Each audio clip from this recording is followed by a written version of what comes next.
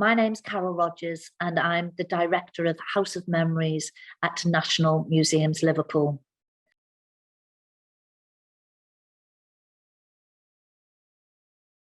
When I think about the beginning of my own work and how we thought about House of Memories and supporting the dementia community in our early days, it was quite important for us to reach out to the health sector, to connect with them and to understand how they were discussing and thinking about dementia and initiatives that they were developing.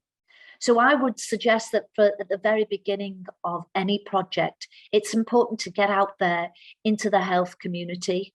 And I think you can do this by attending forums, conferences, seminars that relate to the work that you're developing and the target health group that you might want to work with.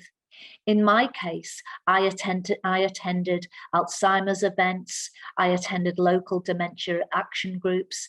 I reached out to those that were supporting the dementia community in the voluntary sector and within organisations. And this was a great way of finding out about the sector that I wanted to connect with.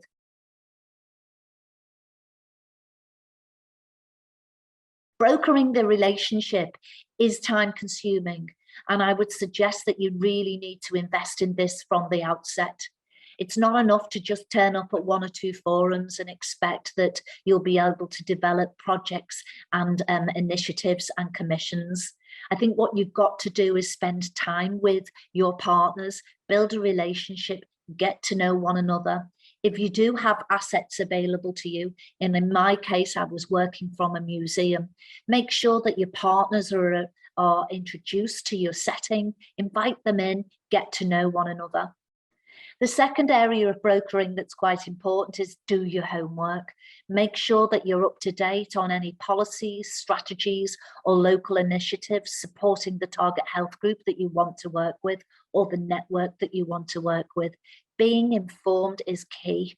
And it really helps them with any applications for fundings or submissions or any commissioning conversations. Get to know the territory that you want to work in. It's a big plus, and it strengthens your chances of securing funding and securing partnerships.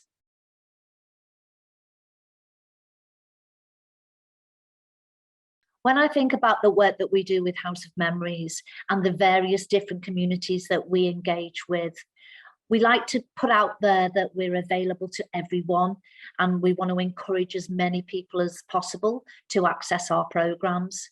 But we also understand that if you are living in the community, you don't always get to hear about what's happening, often right on your doorstep.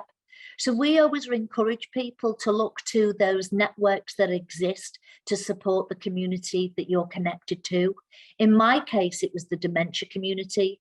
So we made sure that we highlighted our workshops and our programs with all the voluntary sector organisations that supports the dementia community in Liverpool. We went along to the Dementia Action Alliance, which we're now a member of, to promote our work there. We really wanted to make a commitment. So for us, service users are a really good way of connecting with an arts project. So you might want to look at, any forums, any health education forums, or any networks online that support the local community. Often this is held within a local authority website, or you can look to local GP practices, social prescribing networks. Wherever health and arts come together, it's usually because the arts organisation has looked beyond its own established networks to connect with those that are health-based. So I'd really encourage you to do that.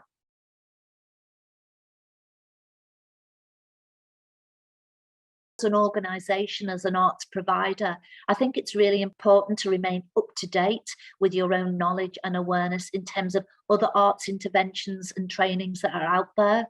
So for us within House of Memories, we make sure that we talk to people within our locality and further afield to stay connected with what's happening and actually to learn from others. It's a great way of developing your own skills, upskilling your team members, but also staying attuned to other creative developments. There's nothing like a bit of inspiration to motivate you within your own practice. So for us, we try to stay connected through our museum networks and our partners. But if you as an arts practitioner or an arts developer, I would really encourage you to reach out through Arts Council, through the Cultural Health and Wellbeing Alliance, that does a lot of promoting of arts engagement work and heritage engagement work. I would try to reach out to those organisations so that you become informed, and also you networked yourself, and possibilities will arise for you to develop your own practice and training, but also to secure hopefully training development funding or links into new Arts Council's initiatives, etc. So connecting to others that are working in the same space as you is a great way to inform your practice.